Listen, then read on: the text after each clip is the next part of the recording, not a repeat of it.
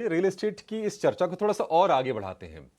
और महाराष्ट्र कैबिनेट ने कल महाराष्ट्र की नई हाउसिंग पॉलिसी को मंजूरी दे दी और इस बड़ी खबर पर बातचीत करने के लिए हमारे साथ जुड़ गए हैं हीरानंदानी ग्रुप के चेयरमैन निरंजन हीरानंदानी।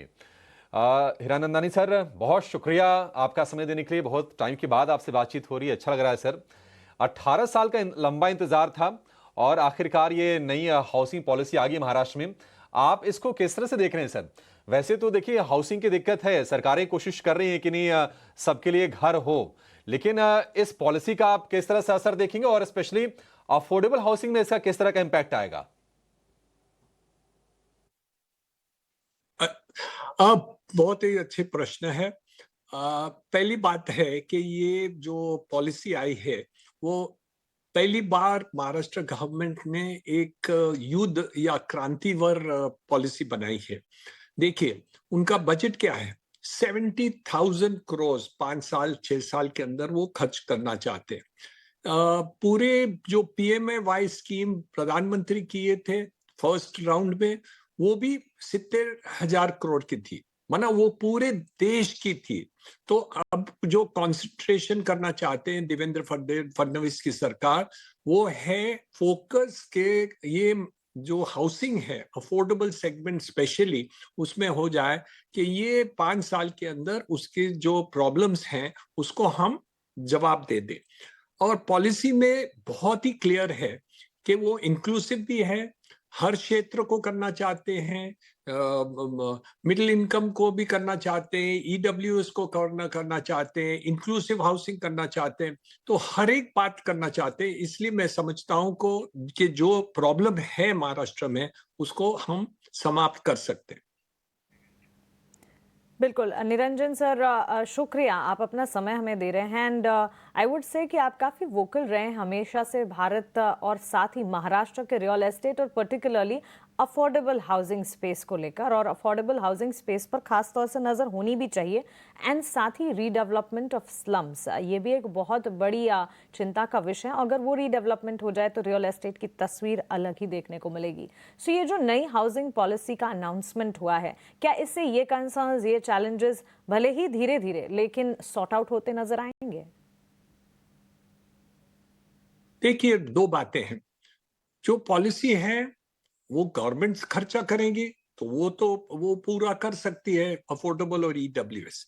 लेकिन प्राइवेट सेक्टर को के द्वारा वो करना चाहती है तो मुंबई जैसे शहर में नहीं हो सकता, क्योंकि जो रीडेवलपमेंट चार्जेस हैं या एफएसआई के चार्जेस हैं या एडिशनल एफएसआई के चार्जेस हैं या रीडेवलपमेंट के जो म्युनिसिपैलिटी के चार्जेस है या स्टैम्प ड्यूटीज वगैरह हैं, जीएसटी है, ये सब में खर्चा इतना हो जाता है कि कोई भी प्राइवेट डेवलपर ईडब्ल्यूएस घर मुंबई शहर में या सबर्ब्स में नहीं बना सकते। तो वो उनके मना कॉस्ट के इकोनॉमिक्स से बाहर है।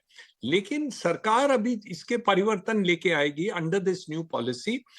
उसमें मैं समझता हूं या सरकार ये काम कर लेगी ईडब्ल्यूएस की और अफोर्डेबल हाउसिंग की, या उनको वो सब चेंजेस करने पड़ेंगे जहां ये कॉस्ट कम हो जाए, स्टैम्प ड्यूटी में कोई परिवर्तन आए, रेडी रेकनर रेट में परिवर्तन लाए, ईडब्ल्यूएस हाउसिंग के लिए उसमें परिवर्तन लेके आए, तो ही प्राइवेट सेक्टर ईडब्ल्यूएस और ये हाउसिंग कर सकेगी। नहीं तो प्राइवेट सेक्टर मुंबई में नहीं बना सकती, क्योंकि उनका कॉस्ट जो है, सरकार का जो कॉस्ट है वो 50% उसमें ही जाता है।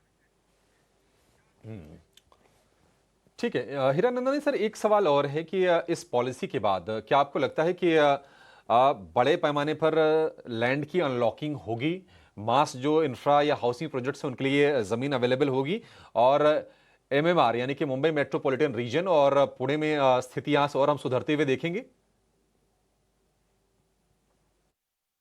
तो मैं समझता हूं कि उन्होंने एक मॉनिटरिंग सिस्टम इन्फो पोर्टल किया हुआ है।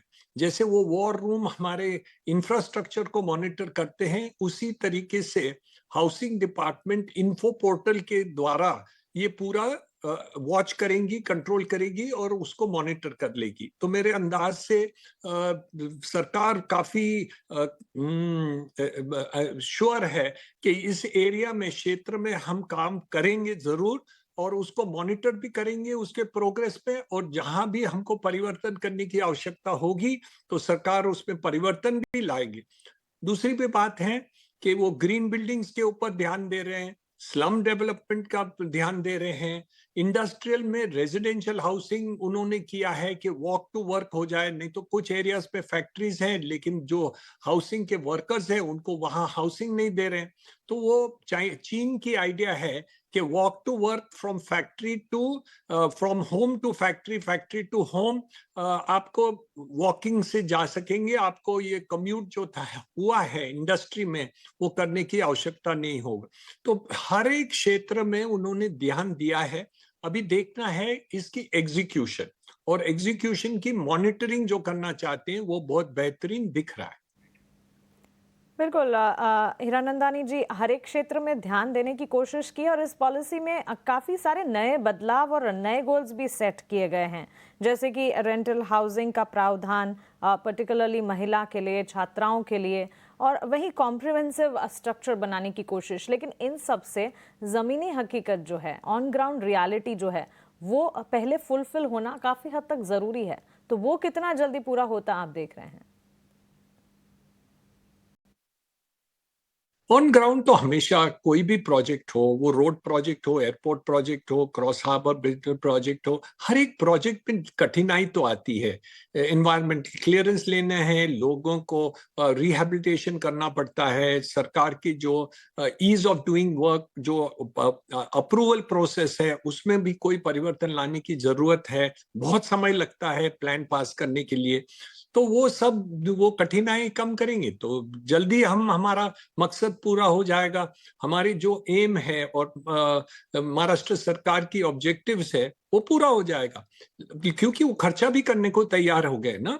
70,000 करोड़ कोई कम नहीं है ये प्रोजेक्ट में सब डालने के लिए। और काफी सेल्फ फाइनेंसिंग भी प्रोजेक्ट्स होते हैं जो पहले इनिशियल हमको कैपिटल डालना पड़ता है, जैसे सरकार स्लम में डालते हैं और फिर वापस वो पैसे रिकूप हो जाता है बाकी सेल और वो एरियाज करके।